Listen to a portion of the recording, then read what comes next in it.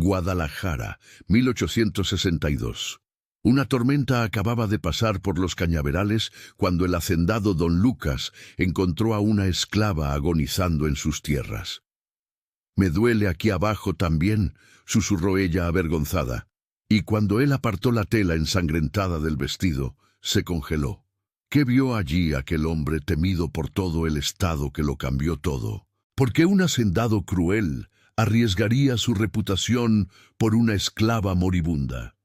El secreto que Esmeralda escondía bajo el dolor podría destruir o redimir al hacendado don Lucas para siempre. A ustedes que están viendo o solo escuchando esta historia, cuéntenme aquí en los comentarios. ¿Están en el trabajo, en casa, en el camión o dónde están ahorita? ¿Y qué hora es allá? Si están llegando ahora, sean muy bienvenidos. Y si ya acompañan nuestro canal, gracias por el cariño. Su presencia aquí significa mucho para mí. Los cañaverales de la Hacienda La Cruz parecían suspirar después de la violenta tormenta que azotó Guadalajara durante toda la madrugada. Era ese tipo particular de silencio pesado, denso, como si la propia tierra contuviera la respiración.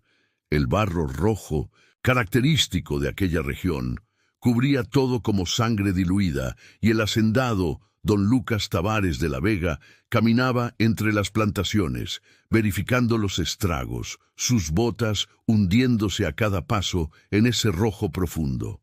A sus 38 años, Lucas era conocido en todo el estado de Jalisco como un hombre de hierro. Heredero de una de las mayores fortunas azucareras de Guadalajara, comandaba a más de 200 esclavos con disciplina implacable. Nunca había demostrado debilidad, nunca había cuestionado el sistema que lo había hecho rico. Era, según todos decían, el perfecto hacendado, eficiente, lucrativo, respetado y temido en igual medida. El viento todavía traía el olor a tierra mojada cuando Lucas escuchó. No era exactamente un grito, era algo más bajo, más desesperado, un gemido que venía de algo humano siendo aplastado por un dolor mayor que la propia capacidad de gritar. Se detuvo, el corazón repentinamente apretado, y siguió el sonido a través del bosque de ribera que bordeaba el río Santiago. Esmeralda estaba caída bajo una ceiba centenaria. El vestido de percal azul estaba en jirones, completamente empapado y cubierto de aquel barro rojo que ahora parecía más sangre que tierra. Su cuerpo estaba doblado en una posición antinatural, como si se hubiera rendido a luchar, pero fue su rostro lo que lo impactó. Los ojos desorbitados, no solo por el miedo, sino por una resignación tan profunda que parecía tener siglos de antigüedad. Cuando Lucas se aproximó, ella intentó alejarse, arrastrándose como un animal herido. El movimiento le arrancó un grito ahogado. «Por favor», susurró ella, y su voz era menos que un soplo. «Por favor, señor, no aguanto más». Lucas se arrodilló en el barro rojo, sintiendo el frío húmedo atravesar la fina tela de sus pantalones. «Estás herida. Necesito saber dónde», dijo él, las palabras saliendo más ásperas de lo que pretendía. Esmeralda cerró los ojos, 2 lágrimas escurriendo por sus mejillas cubiertas de barro. La vergüenza era palpable, pesada. «Mi pierna, señor, mi cadera». Hizo una pausa larga, temblando, y entonces susurró tan bajo que él tuvo que inclinarse. «Pero me duele aquí abajo también». El silencio que siguió pesó más que cualquier tormenta. Lucas conocía las heridas. Ya había visto esclavos lastimados en accidentes, pero había algo en aquella confesión embargada de vergüenza que lo conmovió en un lugar que no sabía que aún existía dentro de sí. «Déjame ver», dijo él, su voz diferente ahora, más suave, casi gentil. Con manos que temblaron imperceptiblemente, Lucas apartó la bastilla del vestido rasgado. Encontró primero un hematoma profundo en el muslo, la piel hinchada, pero cuando movió la tela un poco más, buscando el origen del dolor, se congeló completamente. Allí, Escondida bajo capas de barro seco y sangre, había una herida profunda que no necesitaba ser detallada para comunicar horror. Pero no fue solo la herida lo que le robó el aire de los pulmones. Fueron las marcas antiguas alrededor, un mapa de cicatrices que contaba historias que él siempre había sabido que existían, pero que había elegido no ver. Quemaduras antiguas, marcas que no provenían de accidentes, sino de manos humanas, ejerciendo poder sobre un cuerpo indefenso. Lucas retrocedió como si se hubiera quemado. ¿Cuántas veces había visto esclavos heridos y simplemente había ordenado tratamiento sin mirar de verdad? ¿Cuántas veces había cerrado los ojos porque era más conveniente no saber? «Disculpe», susurró Esmeralda, y aquella palabra golpeó a Lucas como un puñetazo en el estómago. Ella estaba pidiendo disculpas por estar herida, por necesitar ayuda, por existir. «No», dijo él, la palabra saliendo ronca, «no se disculpe». Él cubrió nuevamente la herida con cuidado reverente y luego se quitó su propio saco de lino fino y lo colocó sobre los hombros temblorosos de ella. El gesto los sorprendió a ambos. «Morirá si esto se infecta. Necesito llevarla a la casa principal», dijo Lucas, forzando firmeza en su voz. Esmeralda lo miró con ojos desorbitados. «Señor, me escapé de la hacienda de don Rodrigo Vargas. Si me lleva de vuelta, él me matará. Él prometió entregarme al capataz, y yo no podía. Prefiero morir aquí». Lucas miró a aquella mujer quebrada en el barro rojo y tomó una decisión que cambiaría todo. «Usted no va a morir aquí y no va a volver a ningún lugar. No, mientras yo pueda impedirlo». Él la levantó en brazos, sintiendo lo ligera que era, demasiado ligera, desnutrida. Esmeralda contuvo la respiración por el dolor, pero no gritó. Lucas percibió que ella probablemente había aprendido a ahogar los gritos hacía mucho tiempo. La caminata de regreso fue lenta, cada paso medido. Lucas hablaba bajo, le contaba sobre flores que volverían, sobre pájaros que regresarían. Esmeralda no respondió, pero él sintió su cuerpo relajarse mínimamente al sonido de aquella voz. Cuando el caserón blanco apareció en el horizonte, Esmeralda empezó a temblar violentamente. «Señor, por favor, no me lleve a la barraca de esclavos». «Usted se quedará en la casa principal», la interrumpió Lucas. Un hacendado llevando a una esclava fugitiva dentro de su propia residencia. Era un escándalo esperando a suceder. Pero mientras miraba el rostro de Esmeralda, Lucas descubrió que no le importaba. Algo se había roto dentro de él cuando vio aquellas cicatrices, cuando escuchó aquel «disculpe» susurrado. Y él no sabía si era redención o destrucción lo que le aguardaba. Solo sabía que no podía darle la espalda. No, esta vez, no más. Joaquín, el mayordomo liberto, los recibió con ojos desorbitados, pero con profesionalidad impecable. «Agua caliente, paños limpios, la caja de medicamentos de mi padre», ordenó Lucas rápidamente. «Y prepare la sala de visitas». «¿La sala de visitas? ¿No la parte trasera de la casa?» Joaquín dudó solo un segundo antes de asentir y desaparecer. Lucas acomodó a Esmeralda en el sofá de madera de jacarandá con cojines de terciopelo rojo. El barro húmedo manchó la tela cara, pero él no demostró preocupación. Esmeralda miraba alrededor, las paredes con papel francés, los candelabros de cristal, los cuadros al óleo. «Esto no está bien», murmuró ella con miedo en su voz. «Van a pensar cosas malas de usted». Lucas se arrodilló al lado del sofá, sus ojos encontrándose con los de ella. «Deje que piensen lo que quieran. Ahora necesita dejarme cuidarla. Déjeme hacer esto, por favor». En ese «por favor», un hacendado pidiéndole permiso a una esclava, estaba toda la transformación que aún vendría. Joaquín trajo la antigua caja de caoba del padre, instrumentos que Lucas había visto usar cientos de veces, pero nunca había tocado con la intención de curar. «Esto le va a doler», dijo él, mirando directamente a Esmeralda. «Necesito limpiar completamente. Si no lo hago ahora, la infección puede matarla en días».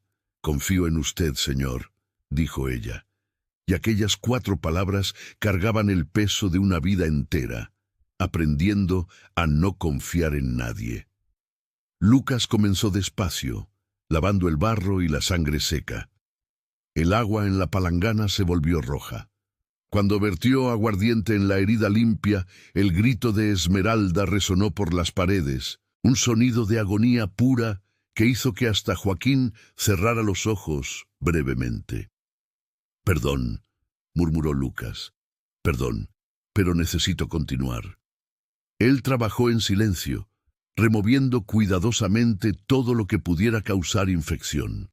Sus manos, que firmaban órdenes de castigo sin temblar, ahora temblaban levemente con el esfuerzo de ser gentil.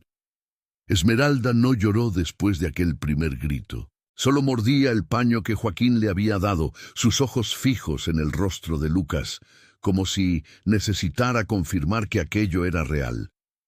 Cuando finalmente terminó, enrollando vendajes limpios, Lucas estaba cubierto de sudor.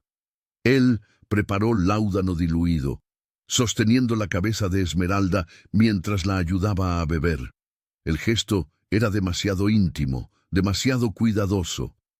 «¿Por qué está haciendo esto?», preguntó ella, su voz volviéndose pastosa. «¿Por qué le importa?». Lucas se quedó en silencio, mirando sus manos manchadas con la sangre de ella. «Porque pasé 38 años fingiendo no ver. Fingí que no sabía lo que sucedía. Fingí que los esclavos eran solo inversiones. Fingí que las marcas que veía no significaban nada». Él levantó los ojos. «Pero hoy, cuando la vi en aquel barro, cuando vi aquellas cicatrices, no pude seguir fingiendo». «¿Usted es diferente ahora?», preguntó ella. Cada palabra un esfuerzo contra el sueño. «No sé», respondió Lucas con honestidad brutal.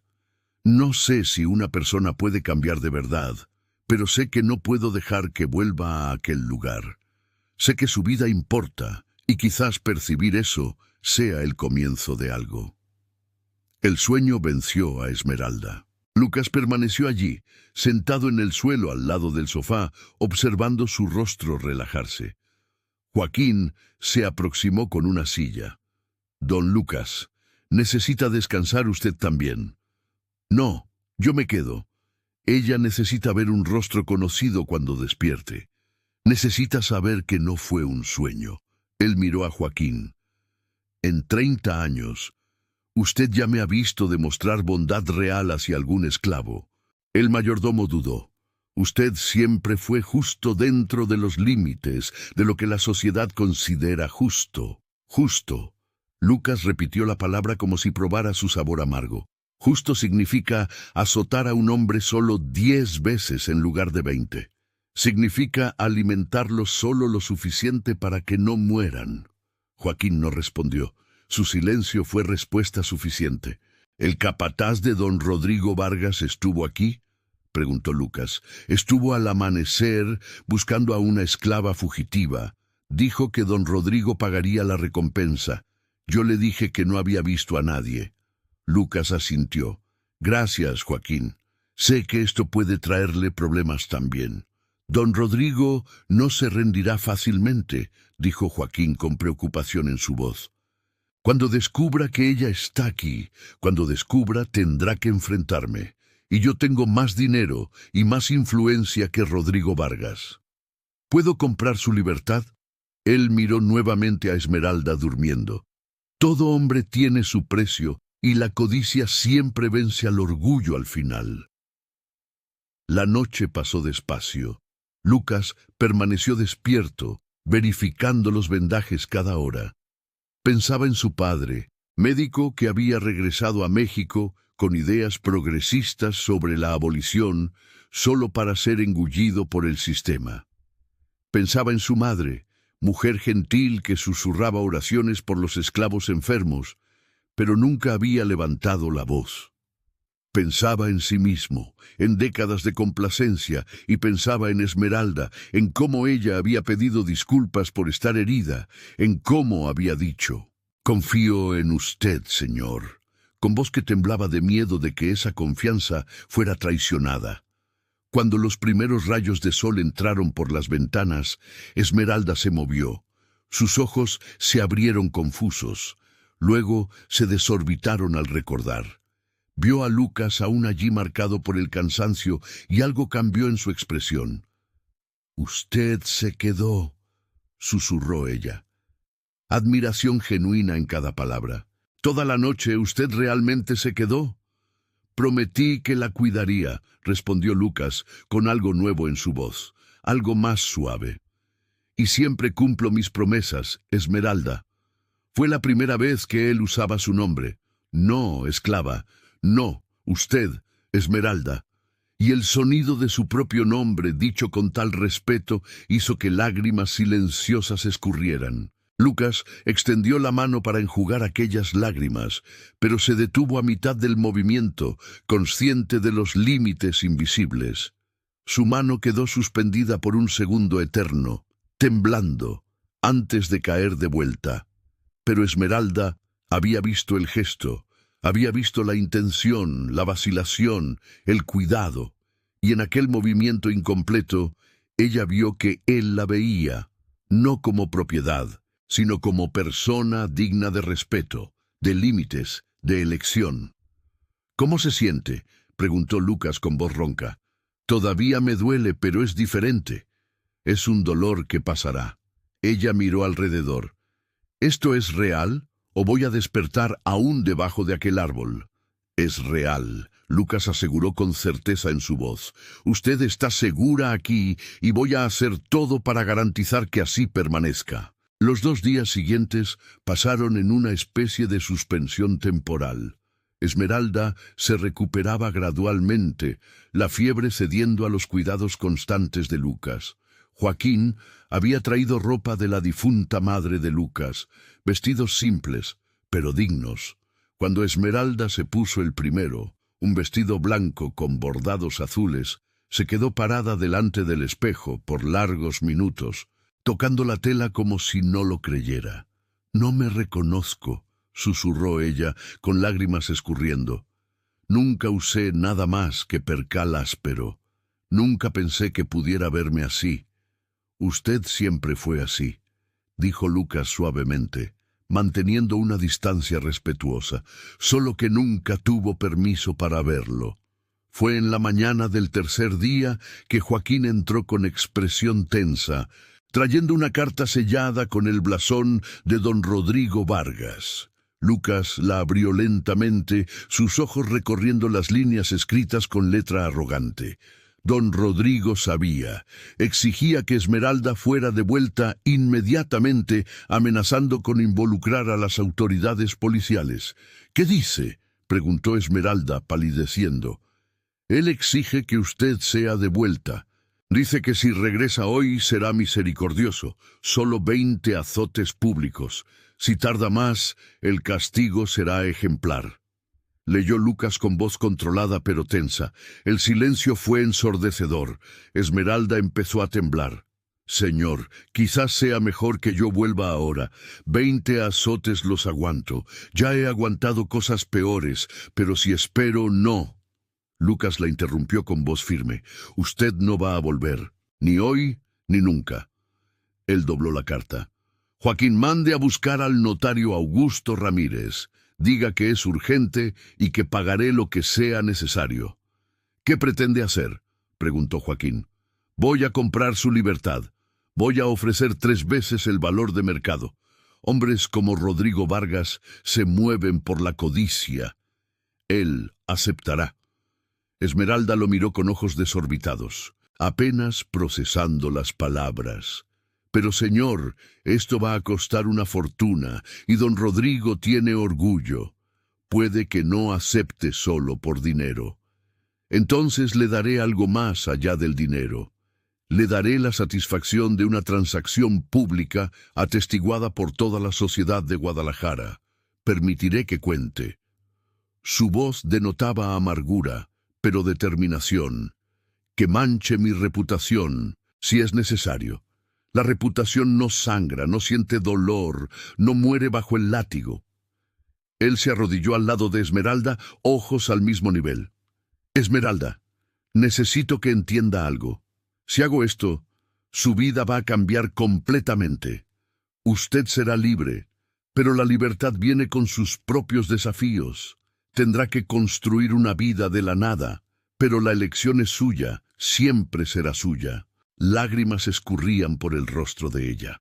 Toda mi vida, Señor, alguien decidió por mí cuando comía, cuando dormía, cuando mi cuerpo era usado. Nadie nunca me preguntó lo que yo quería. Ella tocó levemente la mano de él. Yo quiero ser libre. Quiero tener un nombre que sea mío. Quiero despertar sin miedo. Lucas cerró los ojos brevemente. Entonces usted será libre. Haré que suceda. No importa el costo. El notario Augusto Ramírez llegó al anochecer. Era un hombre pragmático, acostumbrado a las complejidades legales de la esclavitud. Lucas explicó todo con brutal claridad. Es perfectamente legal, confirmó el notario. Pero usted entiende que esto causará escándalo. Un hacendado soltero comprando la libertad de una esclava joven, manteniéndola en su casa. La gente hablará. ¿Que hablen? Respondió Lucas. La opinión de personas que lucran con el sufrimiento ajeno no me interesa más. Él colocó una bolsa pesada de oro sobre la mesa. Redacte la oferta. 25,000 pesos de oro por la esclava Esmeralda. La oferta expira en 48 horas. El notario trabajó durante horas. Cuando terminó, Lucas firmó con letra firme y aplicó su sello. Lleve esto personalmente a don Rodrigo al amanecer. Deje claro que es estrictamente una transacción comercial. Estoy pagando 3 veces el valor de mercado. Después de que el notario partió, Lucas regresó a la sala donde Esmeralda aguardaba próxima a la ventana, mirando la luna iluminar los cañaverales. Está hecho. Ahora esperamos. ¿Y si él se niega? Preguntó ella. El miedo todavía presente. Lucas caminó hasta quedar cerca, respetando aún la distancia apropiada. Entonces, lucharemos de otras formas. La ley tiene lagunas, pero creo que don Rodrigo aceptará. Hombres como él siempre aceptan cuando el precio salva las apariencias. Esmeralda lo miró por largo momento. ¿Por qué usted cambió? No solo por mí, sino realmente. ¿Qué lo hizo ver diferente? Lucas se quedó en silencio, mirando a través de la ventana. Creo que no cambié tanto. Creo que solo dejé de fingir. Mi padre siempre hablaba sobre la abolición, sobre cómo este sistema era una herida moral, pero era más fácil ignorarlo, seguir lucrando. Él volvió a mirarla, pero cuando la vi en aquel barro rojo, cuando vi aquellas cicatrices, algo se rompió, la ilusión se rompió, y ya no puedo no ver. Entonces, ¿yo soy responsable de su transformación?, preguntó Esmeralda casi con humor en su voz. No, usted es solo responsable de existir, de sobrevivir, de tener el valor de huir. Él dudó. Si hay transformación, la responsabilidad es solo mía. Yo elegí ver, elegí no darle la espalda, y voy a seguir eligiendo eso todos los días. El silencio que siguió no era incómodo. Estaba lleno de cosas no dichas, de posibilidades, de un futuro incierto, pero no completamente sin esperanza. Gracias, Esmeralda susurró, por verme, por hacerme sentir que existo como persona, no solo como un cuerpo que puede ser usado y descartado. Lucas asintió, no confiando en su propia voz, y ellos permanecieron allí. Dos seres humanos separados por abismos sociales, pero unidos temporalmente por aquella luz plateada de la luna, aquel silencio respetuoso, aquella esperanza frágil de que quizás las cosas pudieran cambiar. La respuesta de don Rodrigo Vargas llegó a la mañana siguiente. Lucas la abrió solo, leyendo las líneas que confirmaban su intuición. Don Rodrigo aceptaba, pero con condiciones calculadas para infligir la máxima humillación.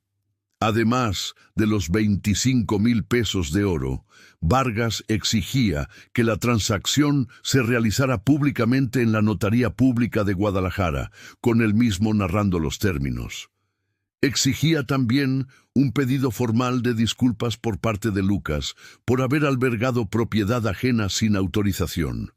Era el precio del orgullo herido. Lucas la leyó 2 veces, luego dobló la carta. Que así sea. El orgullo era un precio demasiado pequeño. Él redactó una respuesta, aceptando todas las condiciones, y marcó la transacción para 2 días después. Cuando se lo contó a Esmeralda, ella se desmoronó en lágrimas. Va a suceder de verdad. Voy a ser libre, libre de verdad. La palabra salió extraña de su boca. Sí, confirmó Lucas, con voz firme. Dentro de 2 días tendrá un papel firmado, declarando que se pertenece solo a usted misma. Esmeralda se sentó en el banco del jardín, manos temblando. Tengo miedo. Toda mi vida fue decidida por otros, y ahora no sé nada. No sé cómo se vive cuando se es libre. Lucas se sentó a su lado, manteniendo una distancia respetuosa. Nadie sabe quién es completamente. La libertad es justamente eso, el derecho de descubrir, de errar, de intentar de nuevo. Usted es más fuerte de lo que imagina. ¿Y después?, preguntó ella. ¿A dónde iré? ¿Qué hago? Lo que quiera puede ir a donde quiera, comenzar una nueva vida. Él dudó. O puede quedarse aquí si desea, no como esclava, sino como persona libre que trabaja por un salario justo. La maestra de la escuela necesita ayuda, si le interesa aprender las letras. Esmeralda lo interrumpió. Confusión genuina. ¿Por qué me ofrecería eso? Ya ha hecho tanto. Lucas enfrentó la verdad. Porque cuando la salvé a usted, salvé algo en mí también. Algo que estaba muriendo bajo el peso de la complacencia. Usted me mostró que aún es posible elegir diferente y quiero seguir tomando esas decisiones. Me gustaría quedarme, dijo ella finalmente, con voz embargada, pero más firme. Me gustaría aprender a leer, enseñar a otras personas. Me gustaría estar cerca de alguien que me haga recordar que soy humana. El día de la transacción amaneció claro. Lucas preparó su mejor carruaje. Vistió su traje más formal. Esmeralda usaba el vestido blanco bordado y un chal de encaje que transformaba completamente su apariencia. Durante el viaje hasta Guadalajara, conversaron un poco. Esmeralda miraba por la ventana, observando el paisaje. Cañaverales, el río Santiago. Era como si memorizara todo, grabando cada detalle de aquel día que dividiría su vida en un antes y un después. La notaría pública estaba abarrotada. Todos querían presenciar el escándalo. Lucas sintió las miradas, escuchó los susurros, pero mantuvo una expresión impasible mientras ofrecía el brazo a Esmeralda. Don Rodrigo Vargas ya estaba allí rodeado por sus partidarios. Cuando vio a Esmeralda entrar vestida como una señora, su rostro se enrojeció de ira. «Entonces», dijo él en voz alta para que todos oyeran, «la fugitiva regresa, vestida en sedas y encajes, como si fuera gente de verdad». Él caminó hasta quedar bien frente a ella, tan cerca que ella podía sentir su aliento. ¿Creyó que podría escaparse de mí? ¿Creyó que a alguien le importaría una esclava usada, rota? El silencio era absoluto. Todos esperaban para ver cómo reaccionaría Esmeralda, pero algo extraordinario sucedió. Esmeralda levantó la barbilla. Sus ojos encontraron los de don Rodrigo sin desviarse, sin bajar la cabeza. «Yo no huí de usted, señor», dijo ella con voz baja, pero clara como el cristal. «Huí de la muerte. Huí de ser destruida poco a poco y descubrí que valgo más de lo que usted jamás permitió que pensara». El rostro de don Rodrigo se puso morado. Él levantó la mano como si fuera a abofetearla. Pero Lucas se movió con rapidez, interponiéndose entre ellos, bloqueando el golpe. «Tóquela», dijo Lucas en voz baja, pero cargada de amenaza mortal. «Y esta transacción termina ahora. Tóquela y yo usaré cada gramo de influencia que tengo para destruir todo lo que usted ha construido». Don Rodrigo retrocedió, un cálculo frío, sustituyendo la ira. Él sabía que no podía hacer una escena mayor, no cuando tanto dinero estaba en juego. «Muy bien, quédense con ella. Ustedes se merecen el uno al otro». El notario Augusto Ramírez intervino rápidamente. «Señores, vamos a proceder con la transacción legal». Su voz restauró el orden. El proceso fue rápido. Don Rodrigo firmó con letra furiosa. Lucas entregó las monedas de oro que fueron contadas públicamente, cada una tintineando como una campana anunciando un cambio. Y entonces llegó el momento más importante. El notario tomó la carta de libertad. Con letra cuidadosa, escribió: «Declaro que la persona de Esmeralda, de aproximadamente 22 años de edad, natural del estado de Jalisco, queda de ahora en adelante libre y exenta de toda y cualquier esclavitud o sujeción». Cuando terminó, aplicó el sello oficial, una marca en cera roja. Roja como aquel barro que había cubierto a Esmeralda el día en que casi moría, pero ahora roja como símbolo de una vida nueva. «Señorita Esmeralda», dijo el notario, y aquel «señorita» hizo que las lágrimas comenzaran. «Este documento es suyo. Guárdelo bien, pues es prueba legal de su libertad». Las manos de Esmeralda temblaron tanto que Lucas necesitó sostener su brazo para ampararla. Ella miró el documento, las palabras que la transformaban de cosa en persona. «Es mío», susurró ella, tocando el papel con reverencia. «Soy libre». Y entonces empezó a reír. Una risa mezclada con sollozos y lágrimas. Un sonido de alegría pura que resonó por las paredes e hizo que hasta los más cínicos sintieran algo apretar en el pecho.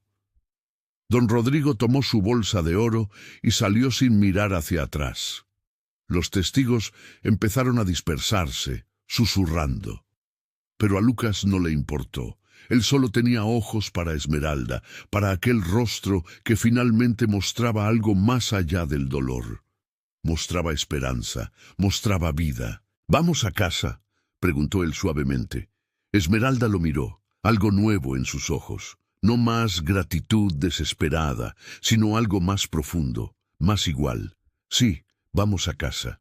Esta historia nos enseña que la verdadera transformación nunca sucede sin dolor, sin confrontación con nuestras propias complacencias, sin un momento de ver realmente el sufrimiento que nuestra indiferencia causó. El hacendado don Lucas no se convirtió en héroe, se convirtió en un hombre consciente de sus errores y dispuesto a comenzar un viaje de cambio que le llevaría toda la vida. Esmeralda nos enseña que sobrevivir no es suficiente, que existe una diferencia crucial entre existir y vivir, que la libertad no es solo un papel firmado, sino una elección diaria de no dejar que el dolor del pasado determine quiénes somos en el presente, que las cicatrices pueden ser mapas de supervivencia en lugar de marcas de vergüenza.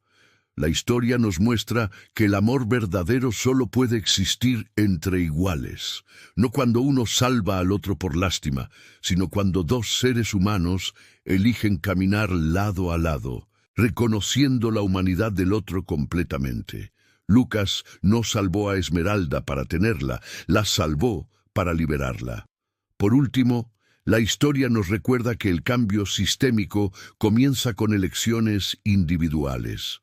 Lucas no podía acabar con la esclavitud solo, pero podía transformar cómo trataba a las personas bajo su poder.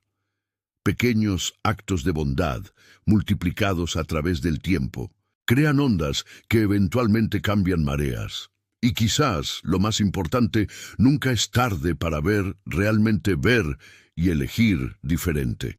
que 38 años de complacencia no condenan a una persona a otros 38 de lo mismo, que un momento de verdadera conciencia puede ser el comienzo de un viaje entero de redención, porque al final somos definidos no por lo que fuimos forzados a ser, sino por lo que elegimos convertirnos cuando finalmente tenemos elección. Si les gustó esta historia, dejen su me gusta.